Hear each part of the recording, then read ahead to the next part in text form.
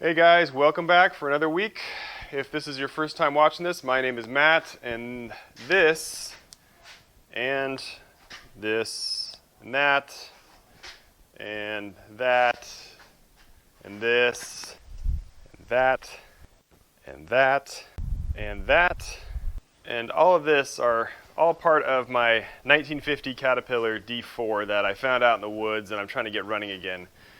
So far it has not gone very well, but I have a good feeling about this week, I really do. So last week we kind of got the engine stripped down here.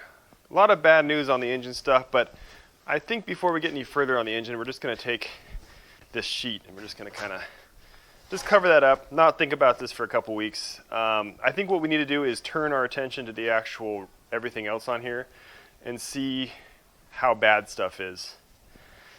Okay, so if you allow me to be optimistic here for a minute, the reason I think we're going to have good news here is that this engine was so far gone, it was definitely making noise and smoking, and probably they knew it was about to die. That's why they chained the blade up. So that could mean that everything else on this thing is functional and mostly working, at least, you know, in a reasonable amount. There is a few things that I know I'm going to have to address. I can show you real quick what they are here. So first is on this guy right here, there's this kind of mystery welded on nut thing. This is obviously not factory. I'm not sure what that's about. This side over here doesn't have that. This is probably some kind of thing to tighten it up. It's probably loose or something. And just even now looking at this, there's a gap right here. So something fishy here that's probably not good. The other thing is over here, this spring, clearly broken. These two coils are touching when nothing else is. So this spring and this track is a little bit not as tight as the other one. So for me personally, working on springs is like the scariest thing. I hate working on springs. So not too excited about that. The other thing here, let me get this light on.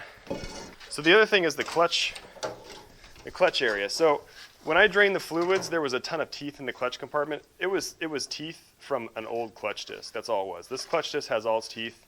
The teeth that I found perfectly matched. It had probably shattered and they just kind of left it in the bell housing. There is some suspicious stuff going on here though. So there are two return springs. This one was, see, and it just popped off. So there's something suspicious here. So there's another one hanging off right here, and this one just fell off completely. They've clearly had an issue with the clutch return spring. And then also the interlock is not functioning properly. So the way the interlock works is when the clutch is out, you're not supposed to be able to shift gears. Right now the clutch is open, so I can, but it doesn't work. So the interlock bar goes in through the same area. So I'm just going to guess that all that is related. There's clutch issues and then spring issues and the interlock doesn't work. Now, if you remember the video where I drained everything, the transmission was just slightly milky. No water came out. I don't remember feeling any like grit in there, but we will check that out. The final drives, the oil out of those looked like it was brand new. It was really, really good, which is, I mean, you would expect because this is kind of a sealed case. But then obviously the steering clutches, that's where all the water was. So most likely those are fried. I mean, the way that these things are working, yeah, I can tell they're not working. So there's going to be a steering clutch replacement that we're going to have to do. So anyway, with all that said, I think the next order of business is going to be taking the seat and the gas tank off and then getting this cover off. So that way I can access the steering clutches. I can pop the top off the transmission, figure out why the interlock's not working. Hopefully clear up all that mess, or at least figure out how far gone things are. And I'm not looking forward to it. It's going to be some big heavy stuff, but it does have to happen. By the way, when I lowered the rear back down after taking the engine out, I had no idea how precarious this whole thing was. So this winch on the back is so heavy that right now I have two jack stands under the drawbar, and I have one under the transmission. If those, even though that this is tilted forward, if those jack stands move, this entire thing is going to flip back all the way and it'll smash into the ground. Don't ask me how I know that. It almost happened, but it just, the pivot point's right here. The transmission comes all the way out to here, and still this has enough mechanical advantage that I can tip the whole thing. It's crazy.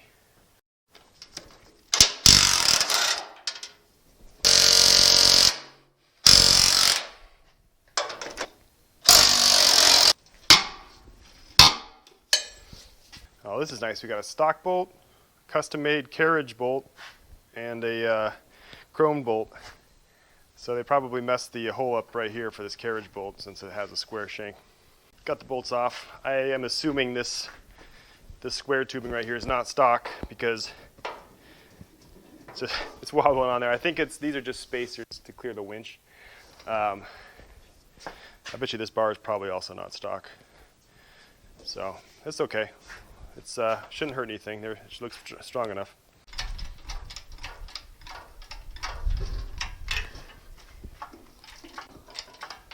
Very limited amount of vertical space here.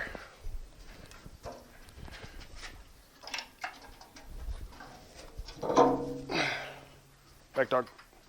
Back dog.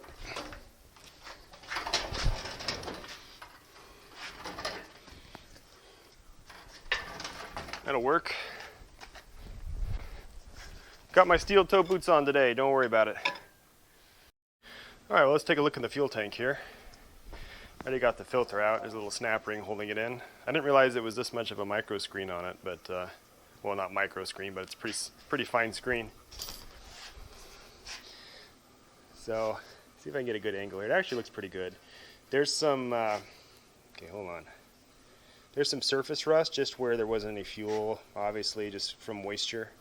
But that's really, really hardly anything there. The bottom looks really good. A little bit of diesel left in there. And then right there where the light is that's where the fuel goes down. And I can see some sludge at the bottom of that fitting. But you know what? This looks really good. I don't even think I'm going to have to refinish this. I was planning on having to refinish it, but I think that'll be fine. I'll just put a little maybe protective coating in there. Okay, so to get this case off, it looks like this is already loose, this bracket. This is for the winch. And so I need to take this thing off just to get this whole bar out. By the way, this winch, so it looks really bad right here. But down inside, there's rust in there, like it's like dropped down, but I think just we're gonna have to take the winch apart anyway to get this cable off. Well, that's another story. This winch needs some help, but I think a little bit of a flush and this thing shouldn't be too bad.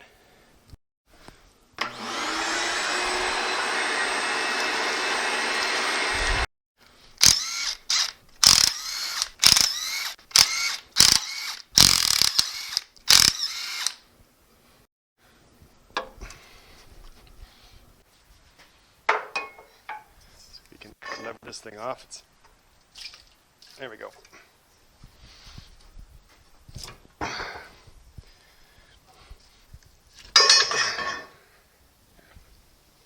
Yeah, this thing's got a little rust on it, but it's not too bad. Take a quick look on the inside of the winch here. Really not that bad. Just needs a little bit of a flush, and she's going to clean up real nice. Now, the drum is another problem. This is not something you want to see on a drum.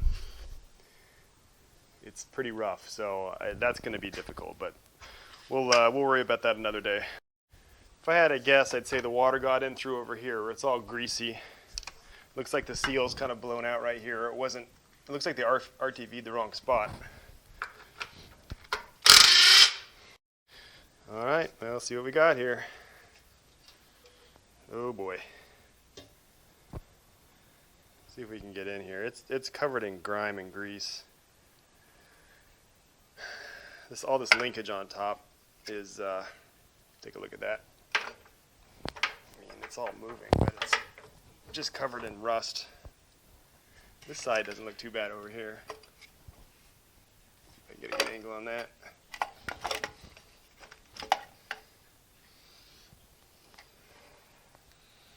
A lot of grease. I'm not seeing a lot of rust. I mean, there's probably rust on the bottom though, since there was so much water in there. So I think we're gonna have to take I think this whole cover comes off. We're gonna have to take all that off just to get a good look. That might be difficult because it looks like the winch is mounted here, and I think doesn't this whole cover come off? Yeah, there's a seam right here. So I think you have to take the fenders off. So basically I'm gonna have to rip the whole top of this thing off. Now, the more I look at this, the more I realize this is gonna be a multi-week project here, because in addition to these winch bolts, I mean, the fenders have to come off, so everything that's bolted to the fenders, like all the hydraulics, have to come off. I like this really bent threaded rod, by the way, but this has to come off, all this has to come off.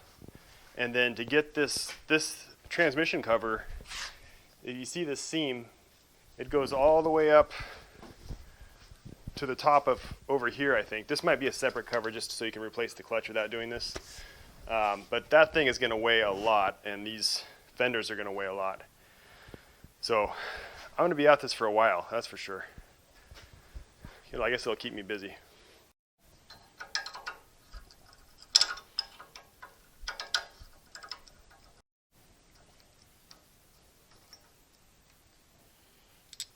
Not much fluid in there.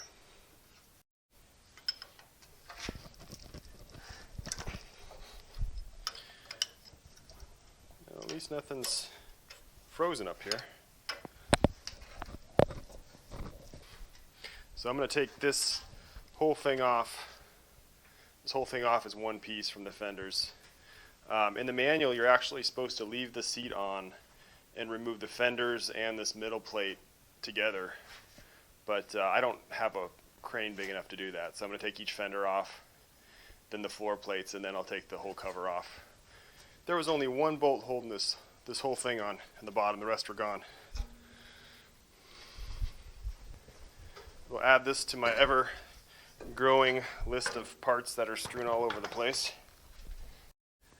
This looks to be some kind of brake holder, but it's attached to the fender. Gotta take it off. Alright, we got these 3 bolts here which hold the other end of the brake lock bracket. It looks like they're captive nuts though, which is nice, hopefully. They'll probably snap right off.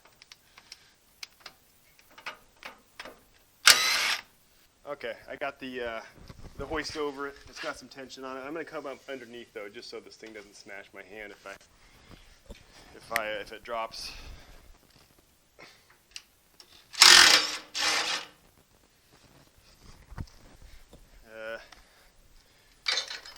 Should be dropping. Did I miss one? Yep, that was it. Tell you what, it's going to be a lot of fun mounting this stuff back on by myself once it's ready. This thing is not light. And it's going to live outside for a while, I think. There's just no space in the shop anymore. Okay, now for the other side, we'll preemptively remove this floor pan. You really got to choose which bolts you do first, because you don't want to be undoing this one last, because this thing's going to smash my hand.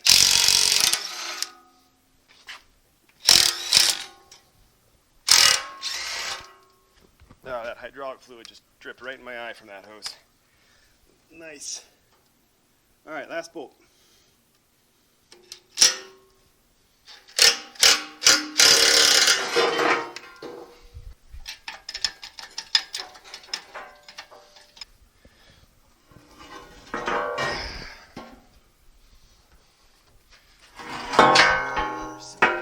There we go.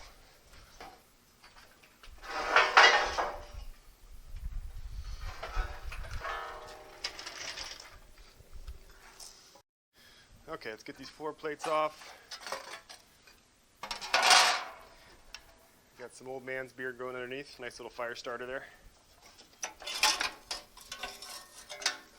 You know, I'm not planning on painting this thing because I kind of like the look of it, that it was just sitting in the woods and it still runs, but I might put something on these floorboards. This is probably like the thinnest metal on this thing, and I don't want it to rust through, so I might put some like truck bed liner or something on there just to keep it from rusting too bad.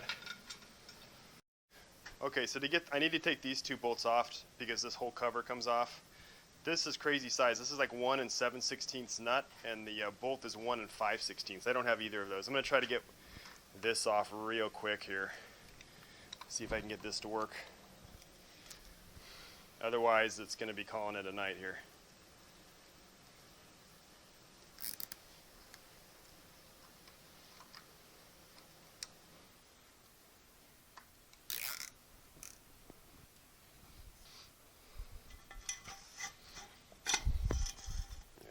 strip it. Oh, that works. That's just the lock, though. I don't think this is the whole thing's gonna come off. I'm gonna need to crush this pipe to get it to fit.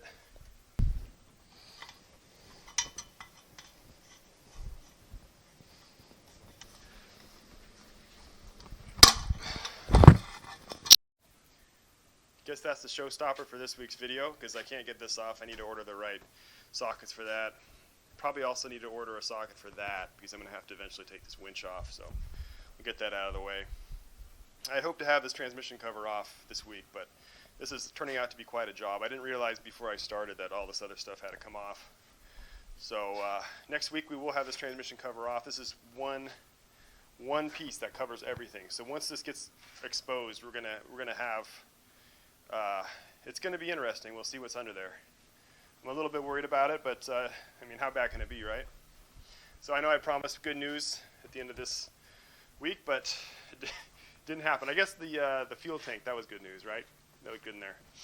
So with all that said, thanks for watching, guys. Appreciate it. And stay tuned. We will eventually make some kind of progress on this thing.